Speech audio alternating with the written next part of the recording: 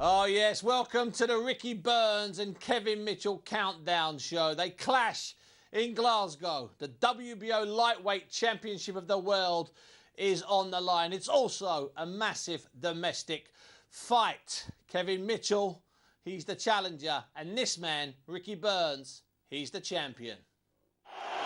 From Cambridge, here in Scotland, Ricky Bunce! Good volley shot from Bunce. Oh, good right hand, lovely shot. Late flourish from Bunce, who surely has retained his title.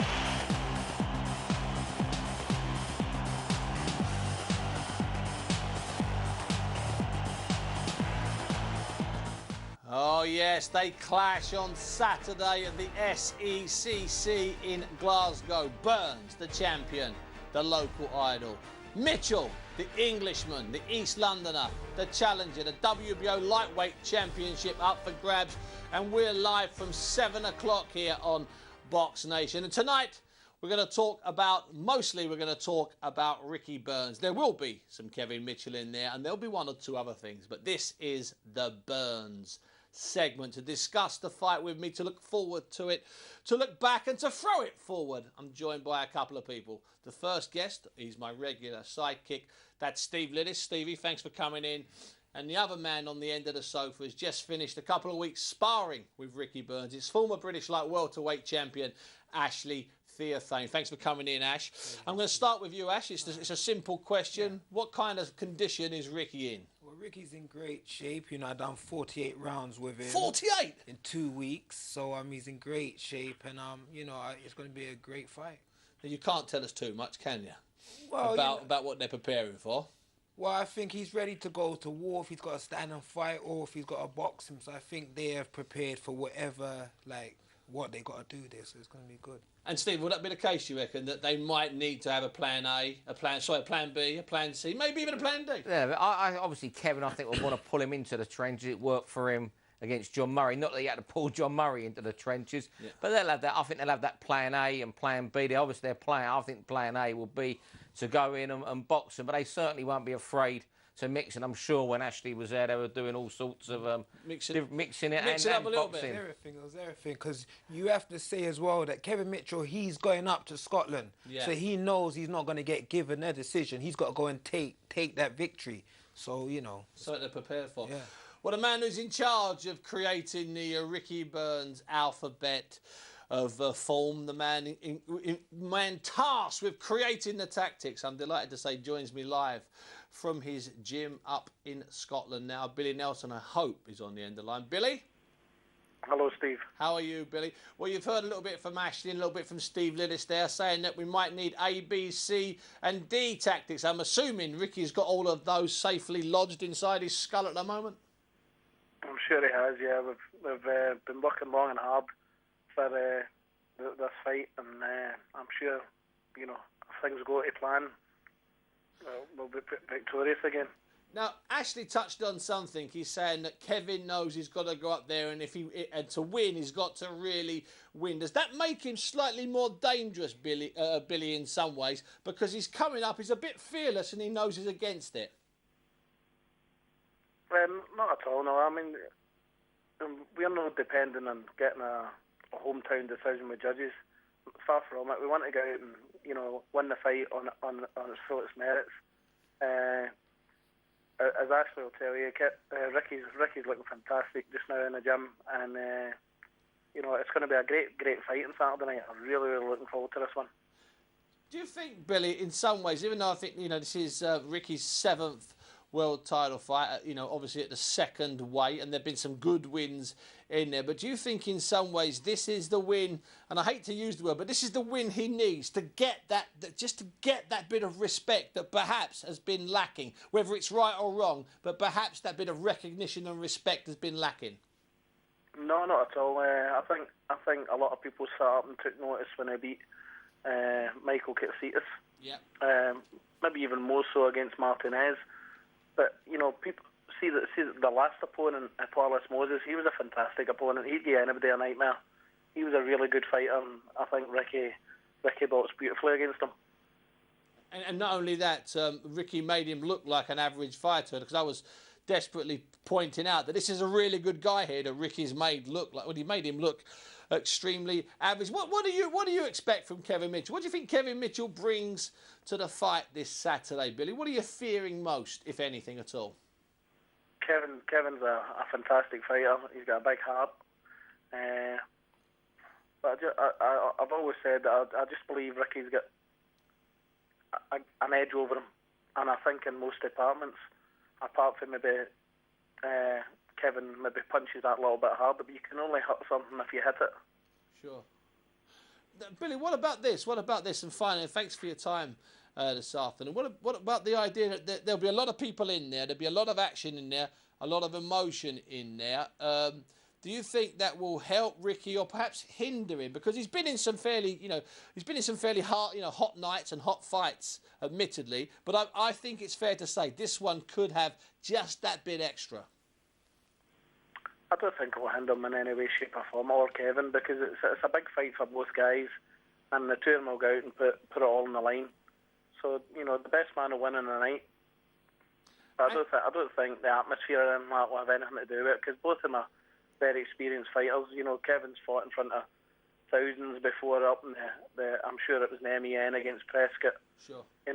And Ricky's done likewise up here, defending his titles. Now, is Ricky also aware that this is the type of fight that if you win this, you start to move closer to some of the great Scottish boxers from the past? And I'm thinking about Buchanan, I'm thinking about Watt. You need high-profile wins like this to move you closer to them. Is Ricky aware of his place inside Scottish boxing history? No, not at all. No, he didn't look at boxing like that. He just takes each fight and treats everybody with the respect that they deserve, and just gets. He sees it as a job, and that's primarily what it is. It's up to people to decide whereabouts Ricky's standard is, and in Scottish boxing, and you can really just judge him basically at the end of his career, Sure. Listen, Bill, thanks for your time today. Give our best to Ricky, and I'll see you up in Glasgow at the end of the week. Billy Nelson, thank you very much. Thank you.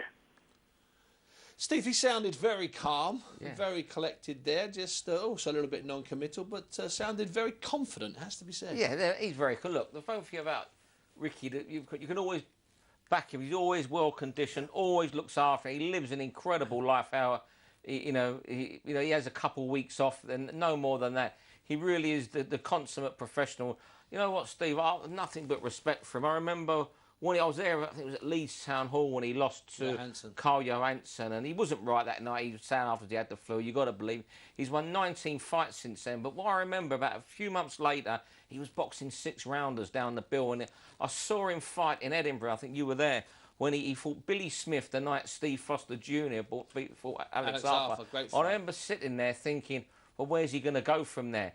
And then when they got in the Commonwealth title, super featherweight title, I thought, oh, well, he's found his level there. And how wrong I was proved, and he's kicked on, and it's better and better. People were talking about this being the coming out fight. This is the fight where he sends out a message. But I think Katsides was really the breaking out fight. I agree. The Katsides and Martinez were good wins, but there's nothing like a domestic fight to raise your profile. Ash, let me ask you this. Ash, you've been in gyms in this country, but you've also been in some really good gyms in America. Yeah. You've been surrounded by a lot of fighters, good fighters, hyped fighters with egos, fighters with world championship belts, fighters on their way to world championship belts. Yeah. When you're around Ricky Burns, it seems to me, I mean, you spent a lot more tighter and closer time. It seems to me that he's incredibly normal. Is that fair?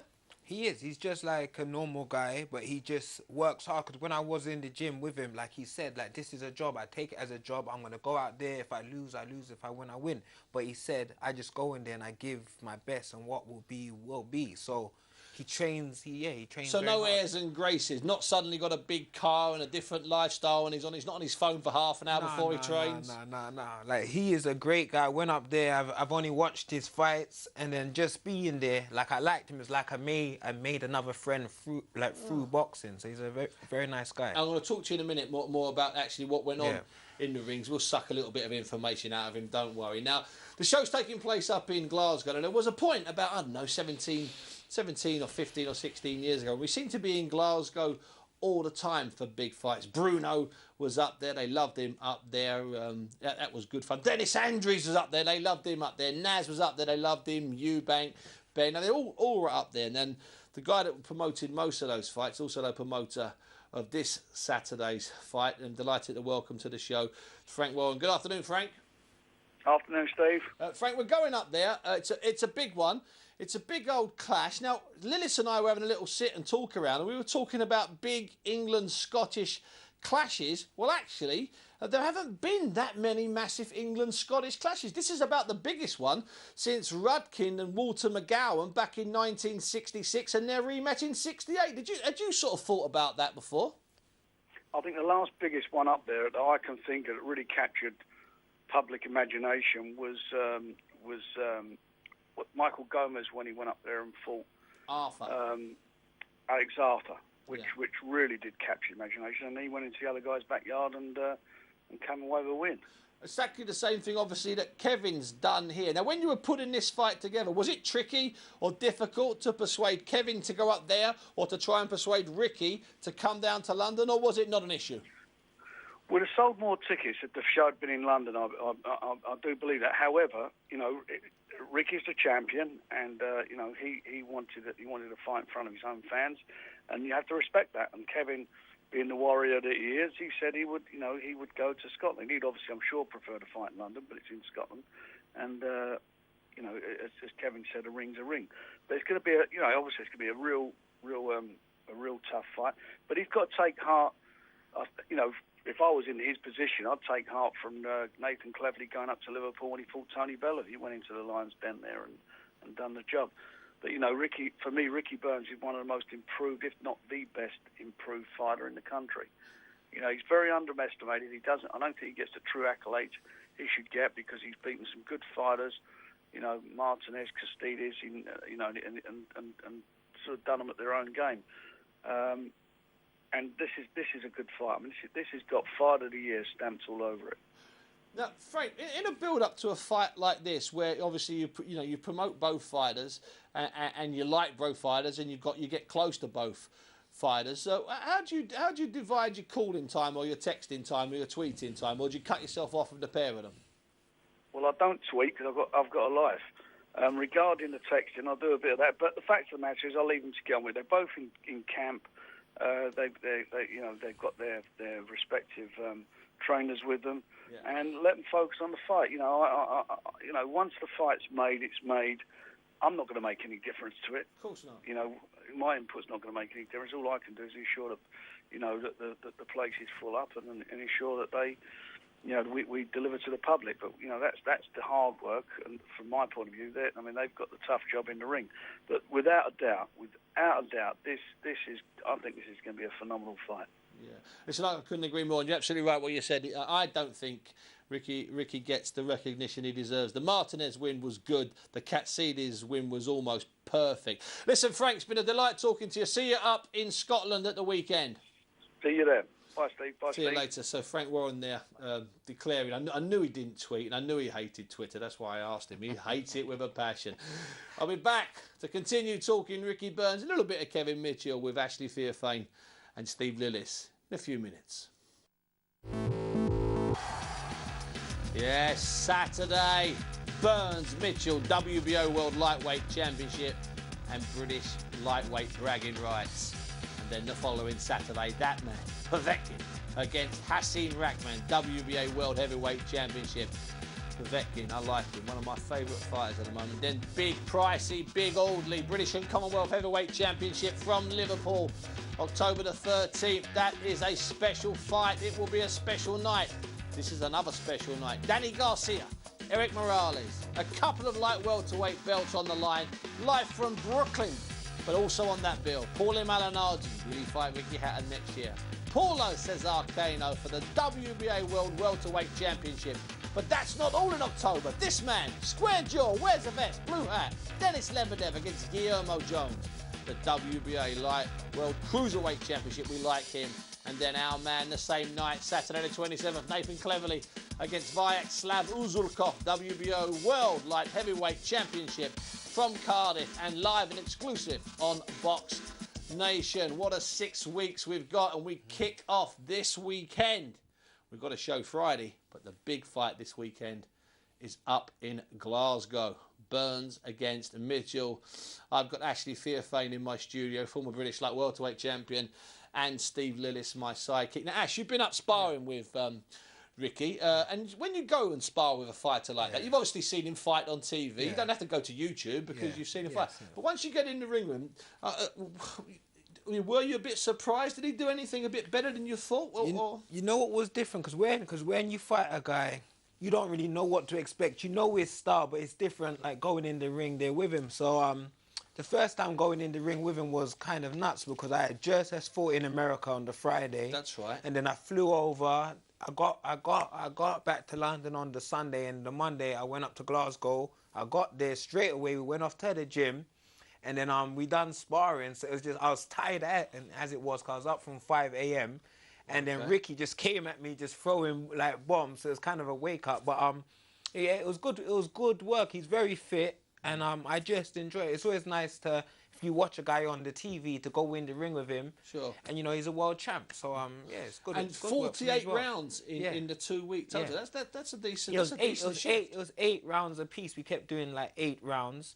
So it was good work. I enjoyed it. Yeah. Now, was he living at home or was he living away? No, he was living at home. No, he he was living at home. He runs at night time. So like there's sometimes the rest of the lads like join up with him to go to run around his area and stuff. So And his weight was okay, coming down towards where he needs to be. All okay. Well, when I left, he weighed around 10 stone. So that was like a week ago. Okay. So yeah, that's pretty good. Like, so it's obvious. It's the worst part of boxing is, the hardest part. A lot of boxers say is making weight.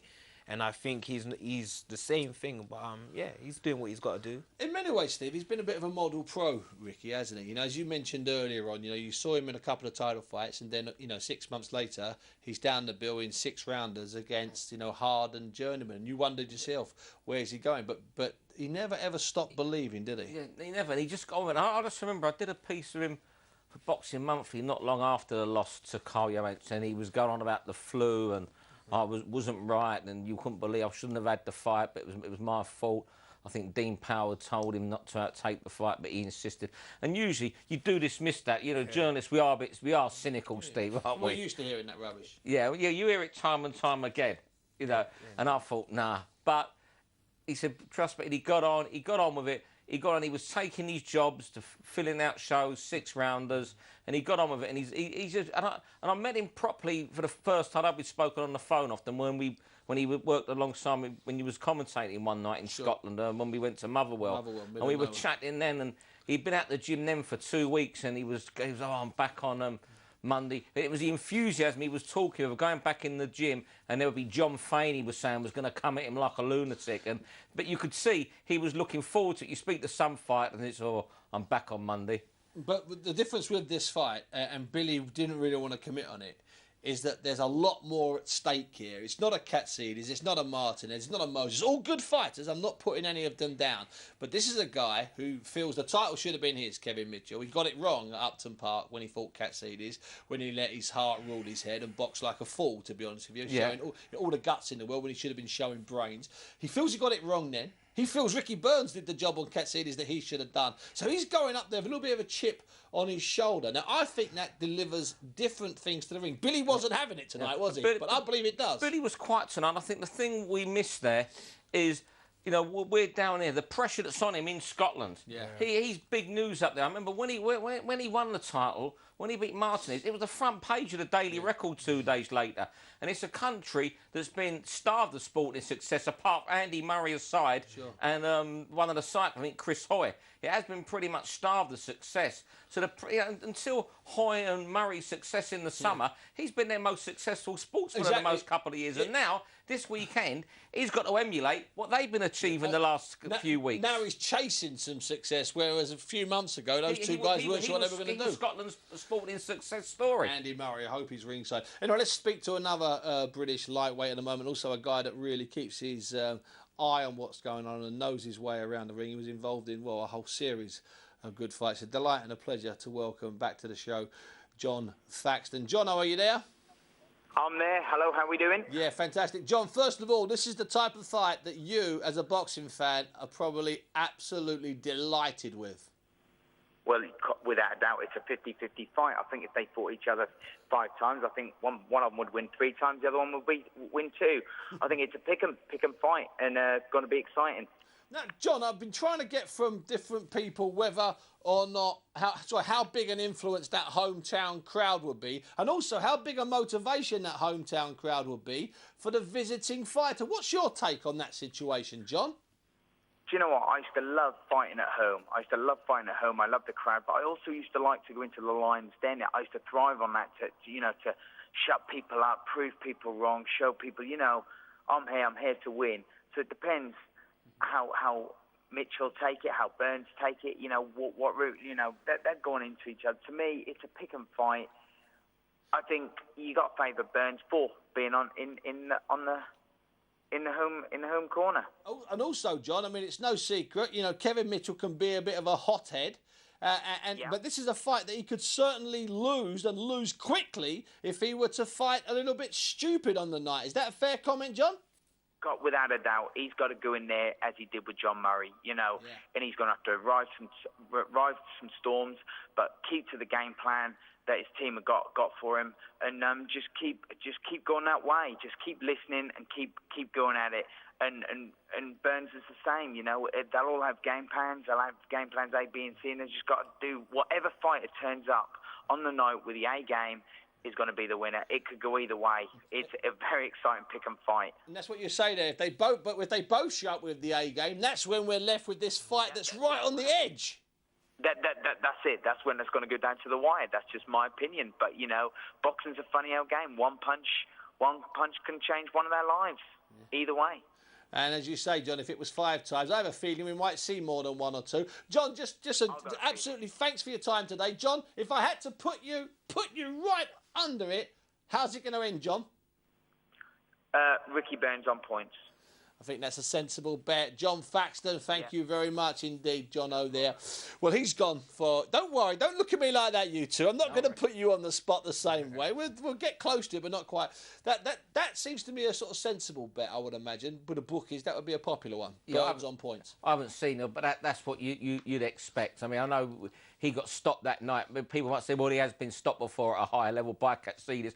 But even when he was stopped, he was still chucking shots 10 to the dozen, wasn't he? Yeah, when he was so that's the obvious bet, isn't it? The point swim. But who knows? I mean, what happens on Saturday night? Everyone's talking about Kevin Mitchell. Just devil's advocate. Say if Kevin Mitchell goes in and tries to box like he did against Bradis Prescott. There is that, isn't there? I mean, I know you've done your sessions in the ring with Ricky, and without giving too much away, and I wouldn't expect you to give too much away, but surely he's prepared for Kevin to do what he did against Bradis Prescott, which was a masterclass, Ash, a masterclass. Yeah, it was a great performance. It was the best I've seen of him, and I think. Yeah, he has to go in there. You could think if he goes in there and wars, he's got a chance. But if he goes in there and boxes, he's still got a chance. So you have to think, what is going to get me the victory? So that's what the Tibbs and Mitchell will be thinking. Like, what do we do? So I think they might go in there to try and box him. And let me ask you this, Ash. You've been in some fights and some hotbeds when you've been around different fight camps.